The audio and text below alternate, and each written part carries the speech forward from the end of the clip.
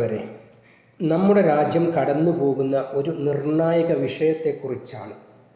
നമ്മുടെ മതപരമായ അവകാശങ്ങളെയും സ്വത്തുക്കളെയും നേരിട്ട് ചോദ്യം ചെയ്യുന്ന കേന്ദ്ര സർക്കാർ പാർലമെൻറ്റിൽ പാസാക്കാൻ ശ്രമിക്കുന്ന വഖഫ് നിയമ ഭേദഗതി ബില്ലിനെക്കുറിച്ചാണ് പറയാൻ ഉദ്ദേശിക്കുന്നത്.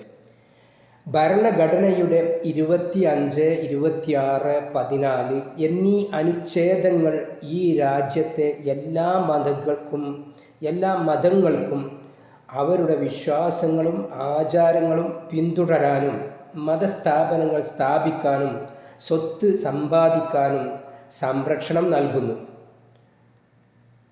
ഈ അവകാശങ്ങളെ കാറ്റിൽ പറത്തിക്കൊണ്ട് ഏകപക്ഷീയമായ ഒരു നിയമം അടിച്ചേൽപ്പിക്കാൻ കേന്ദ്ര സർക്കാർ ശ്രമം നടത്തിക്കൊണ്ടിരിക്കുന്നുണ്ട്.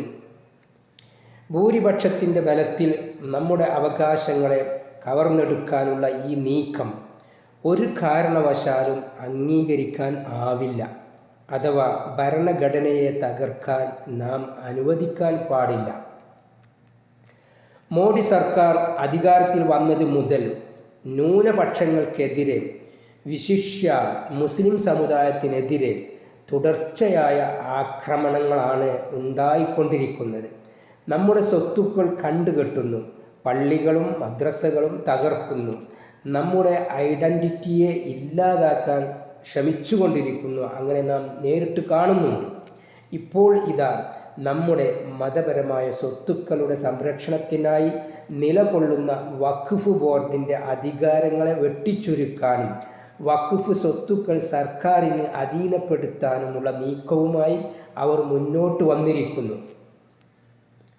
ഈ ബില്ല് നിയമമായാൽ സംഭവിക്കാൻ പോകുന്നത് എന്താണെന്ന് നിങ്ങൾ ഓർക്കണം.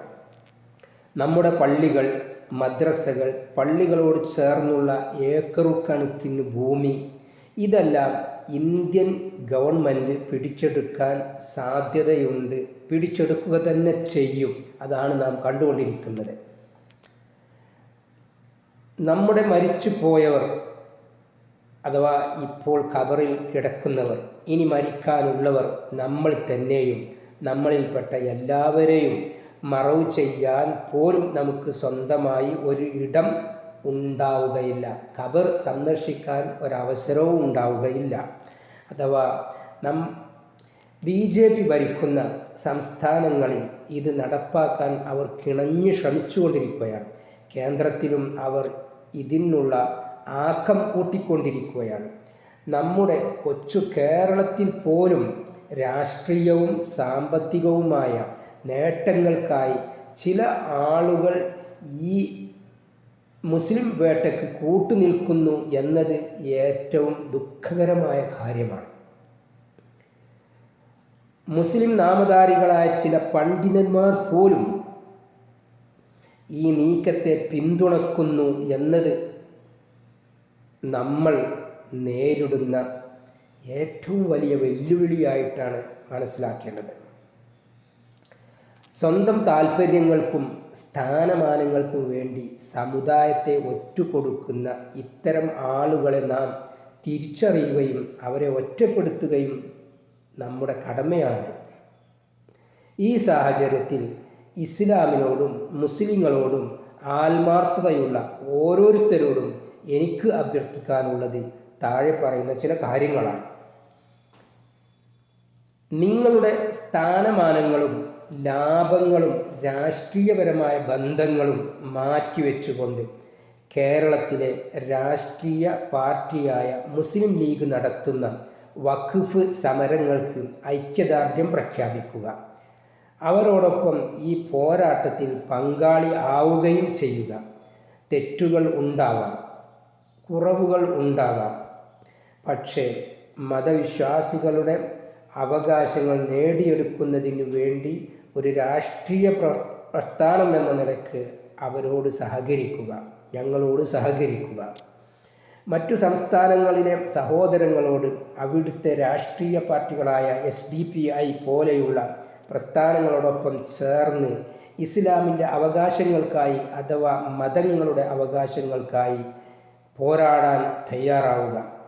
ഇത് മതങ്ങളുടെ നിലനിൽപ്പിൻ്റെ കൂടി പ്രശ്നങ്ങളാണ്. അള്ളാഹുവിനോട് ധാരാളമായി പ്രാർത്ഥിക്കേണ്ട സമയമാണ്. ഒപ്പം ആത്മാർത്ഥമായി പ്രവർത്തിക്കുകയും ചെയ്യേണ്ടതുണ്ട്. നമ്മുടെ മുമ്പിലുള്ള വിഷയം ചെറുതല്ല, അതീവ ഗൗരവം ഉള്ളതാണെന്ന് മനസ്സിലാക്കുക. നമ്മുടെ പള്ളിക്കാടുകൾ പോലും ഇല്ലാതായാൽ നമ്മുടെ മൃതദേഹങ്ങൾ നാളെ ദഹിപ്പിക്കേണ്ടി വരും, കത്തിച്ച് കളയേണ്ടി വരും. ഓർക്കുക, ഒന്നിച്ചു നിന്നാൽ എന്തെങ്കിലും നേടിയെടുക്കാൻ നമുക്ക് സാധിക്കും. അല്ലെങ്കിൽ സ്പെയിനിൽ സംഭവിച്ചതുപോലെ നാം കാണേണ്ടി വരും. സമുദായത്തിൻ്റെ അകത്തുള്ള മുനാഫിക്കുകളെ റബ്ബ് നശിപ്പിക്കട്ടെ എന്ന് നമുക്ക് പ്രാർത്ഥിക്കാം. നമ്മുടെ ഐക്യമാണ് നമ്മുടെ ശക്തി, നമ്മുടെ ശബ്ദമാണ് നമ്മുടെ പ്രതിരോധം. ഈ പോരാട്ടത്തിൽ നമുക്ക് ഒരുമിച്ച് നിൽക്കാം, അവകാശങ്ങൾക്കായി പോരാടാം. വഖഫ് നിയമത്തെക്കുറിച്ച് ചില വിവരങ്ങൾ കൂടി പറയട്ടെ. വഖഫ് എന്നത് ഇസ്ലാമിക നിയമപ്രകാരം പൊതു നന്മക്കായി സമർപ്പിക്കപ്പെട്ട സ്വത്താണ്. പള്ളികൾ, മദ്രസകൾ, അഗതി മന്ദിരങ്ങൾ, വിദ്യാഭ്യാസ സ്ഥാപനങ്ങൾ തുടങ്ങിയവയെല്ലാം വഖഫ് സ്വത്തുക്കളിൽ ഉൾപ്പെടുന്നു. ഈ സ്വത്തുക്കളുടെ സംരക്ഷണവും നടത്തിപ്പും വഖഫ് ബോർഡിന് മാത്രമുള്ളതാണ്. എന്നാൽ പുതിയ നിയമ ഭേദഗതി ഈ ബോർഡിൻ്റെ അധികാരങ്ങളെ വെട്ടിച്ചുരുക്കുകയും കേന്ദ്ര സർക്കാരിന് താൽപ്പര്യമുള്ള കൂടുതൽ അധികാരം നൽകുകയും ചെയ്യുന്നു. ഇത് വഖഫ് സ്വത്തുക്കളുടെ ദുരുപയോഗത്തിനും കൈമാറ്റത്തിനും കയ്യേറ്റത്തിനും കാരണമാവും. നമ്മുടെ സ്വത്വം തന്നെ ഇല്ലാതാവും. ഈ നിയമം ഭരണഘടന ഉറപ്പു നൽകുന്ന മതസ്വാതന്ത്ര്യത്തെയും ന്യൂനപക്ഷ അവകാശങ്ങളെയും ലംഘിക്കുന്നതാണ്. ഇതിനെതിരെ ശക്തമായ പ്രതിരോധം ഉയർത്തേണ്ടത് നമ്മുടെ ഓരോരുത്തരുടെയും കടമയാണ്.